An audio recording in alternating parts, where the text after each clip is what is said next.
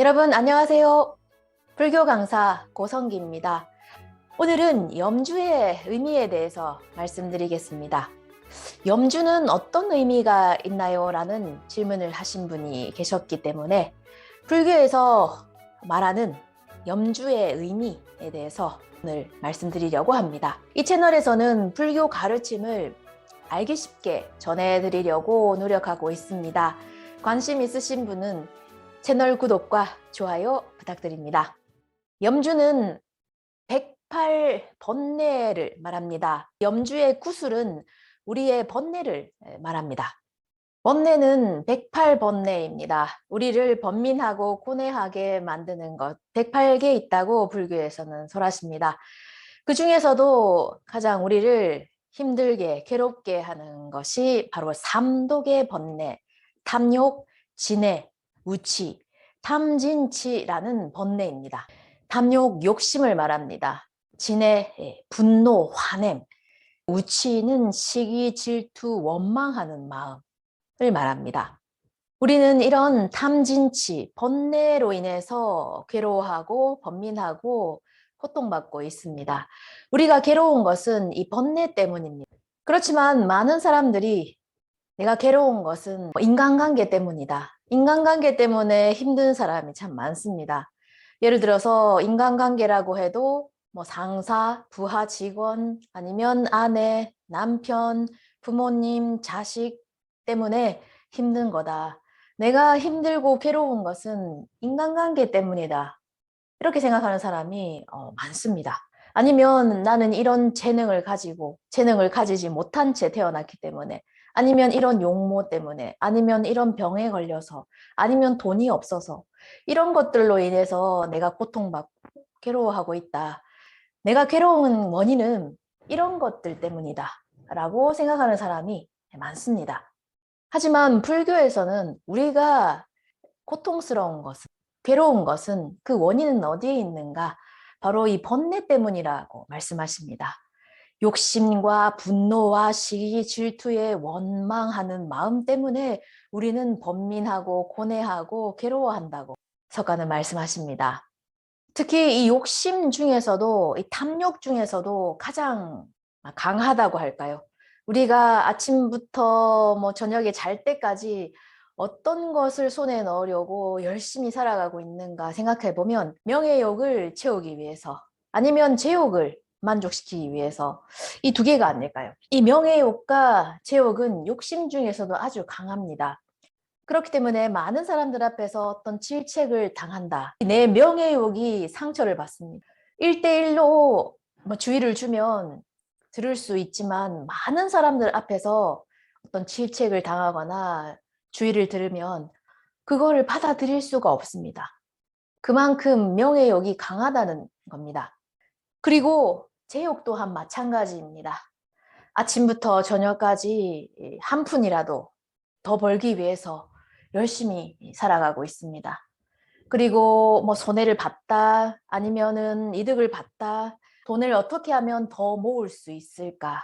아침부터 저녁까지 1년 365일 생각하고 있는 것은 명예욕이나 아니면 체욕을 어떻게 하면 채울 수 있을까? 큰 산과 같은 명예욕과 제욕이라고 말하는 사람도 있습니다만, 명예욕과 제욕은 참 강합니다.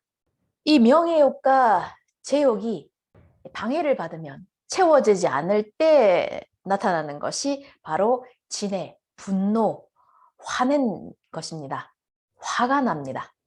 내 욕심이 채워지지 않을 때 이 화가 납니다. 화를 냅니다. 자기보다 약한 사람한테는 화를 냅니다. 하지만 자기보다 강한 사람에게는 화를 낼 수가 없습니다. 그러면 어떤 마음이 생기는가? 이 우치, 이 원망하는 마음, 한을 품습니다. 원한이라고도 하죠. 이 욕심이 채워지지 않을 때, 만족되지 않을 때 자기보다 약한 사람에게는 분노로 나타나고, 자기보다 강한 사람에게는 원망, 원한으로 쌓이게 됩니다. 예를 들어서 화가 났을 때 손으로 누군가를 때리는 사람이 있습니다. 폭력을 휘두르는 사람이 있습니다. 그 화를 낸다는 거죠. 그렇지만 상대방에 따라서는 폭력을 휘두를 수 없는 상대방이 있습니다. 만약 그렇게 폭력을 휘두른다면 그보다 더한 처벌을 내가 받아야 할 경우 참아야 합니다. 그렇지만 참지만 쌓이게 됩니다. 언젠가는 이걸 꼭 갚아주겠다라는 원망, 한이 쌓이게 됩니다. 자기보다 강한 사람에게는 원한으로 남습니다. 이것이 바로 우치입니다. 그리고 이 원망하는 마음 때문에, 원한 때문에 누가 가장 괴로운가? 그 원망하는 마음을 가지고 있는 그 본인이 가장 괴롭습니다. 염주에서 이 구슬은 번뇌를 말합니다. 우리를 힘들게 하고 괴롭게 하는 번뇌. 이 번뇌가 실로 인해서 하나로 묶여집니다. 그럼 이 실은 무엇을 말하는가? 이 실로 인해서 구슬이 하나로 묶여집니다. 이 실은 신묘를 말합니다. 아미타 부처의 본원에 의해서 구제를 받아 지금 살아있을 때 무상의 행복이 된 마음의 세계, 신묘를 뜻합니다. 신묘, 무상의 행복이 된다면 번뇌 즉 보리의 세계로 나아갈 수가 있습니다. 번뇌 즉 보리란 어떤 의미인가 하면 우리를 괴롭고 힘들게 하는 이 번뇌가 즉 행복과 기쁨의 원천이 된다. 이게 번뇌 즉 보리입니다. 번뇌가 그대로 행복과 기쁨으로 바뀌는 마음의 세계입니다. 뿔뿔이 흩어져 있던 이 구슬이 실에 의해서 하나로 묶여지면 염주가 되듯이 번뇌 그 자체로는 우리를 힘들게 하고 고통스럽게 하지만 신묘로 인해 아미타 부처님의 본원에 의해서 구제를 받은 마음의 세계는 번뇌 그 자체가 기쁨이 된다. 이것이 번뇌 즉 보리입니다. 번뇌가 그대로 기쁨, 행복이 된다, 변한다, 전한다. 어떤 의미인가? 예를 들자면 육지와 바다가 있습니다. 눈이 내리기 시작합니다. 동그란 것은 눈입니다. 눈이 내리기 시작합니다. 그러면 눈이 육지에는 쌓입니다. 눈이 많이 쌓이다 보면 쌓인 눈으로 인해서 교통사고가 일어난다거나 아니면 또 눈을 치워야 되기 때문에 눈은 내리면 내릴수록 너무 힘듭니다. 하지만 바다에 눈이 내리면 어떨까요? 똑같은 눈이 내려도 육지에서는 쌓이지만 바다에서는 눈이 내리면 바닷물에 다 녹아버립니다. 내리는 그대로 즉각 바닷물에 의해서 다 녹아버립니다. 사르르 녹아버리죠. 아미타 부처님에 의해서 구제를 받은 사람과 그렇지 않은 사람, 눈은 똑같이 내립니다. 번뇌는 바뀌지 않습니다. 변하지 않습니다. 하지만 어디가 바뀌는가 하면 눈은 똑같이 내리지만 아미타 부처님으로부터 구제를 받은 사람은 눈이 내리면 내린 그대로 사르르 다 녹아버리듯이 번뇌 그 자체가 행복의 원천이 됩니다. 기쁨으로, 행복으로 바뀝니다.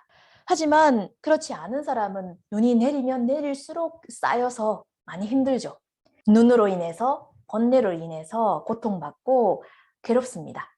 예를 들자면 번뇌는 변하지 않지만 번뇌가 그대로 기쁨과 행복으로 바뀌는지 아니면 번뇌가 그대로 우리를 괴롭고 고통스럽게 하는 번뇌인지 이 부분이 이 점이 아미타 부처님으로부터 구제를 받은 사람과 그렇지 않은 사람의 차이가 있습니다.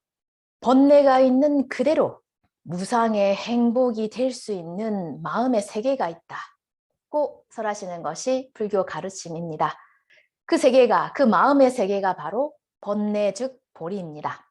오늘은 염주의 의미에 대해서 불교 가르침으로 전해드렸습니다. 염주는 어떻게 잡아야 되는지 이런 질문하시는 분도 많이 계시지만 어떻게 잡고 어떻게 해야 되는 그 형식도 중요할지 모르지만 그 형식보다는 그 염주에 담겨진 의미를 먼저 아는 것이 중요하지 않을까요? 그리고 형식은 종파마다 다 다릅니다. 그렇기 때문에 이렇게 해야 한다는 형식보다는 그 염주가 어떤 의미를 가지는지 불교 가르침으로 오늘 말씀드렸습니다. 그리고 염불을 하면서 이 염주를 이렇게 세고 있는 건 어떠냐라는 말씀을 하신 분이 계십니다. 그리고 염불을 하면 구제를 받을 수 있다, 염불만 하고 있으면 구제 받는다라는 사람이 있습니다만 이것은 잘못 알려진 것입니다. 염불한다고 해서 구제 받을 수는 없습니다. 정도진중에서 말하는 이 염불은 아미타 부처님의 본원에 의해서 구제를 받아 신묘, 무상의 행복이 된 사람이 답례, 감사로 말씀드리는 것이 감사의 염불이 바로 염불입니다.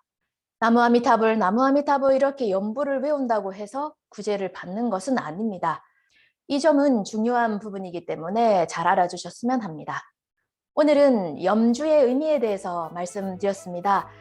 조금이나마 도움이 되셨다면 구독과 좋아요 부탁드립니다. 앞으로도 불교에 관한 질문사항 있으시면 댓글로 남겨주시면 영상으로 만들어 올리도록 하겠습니다. 오늘도 끝까지 시청해 주셔서 감사합니다.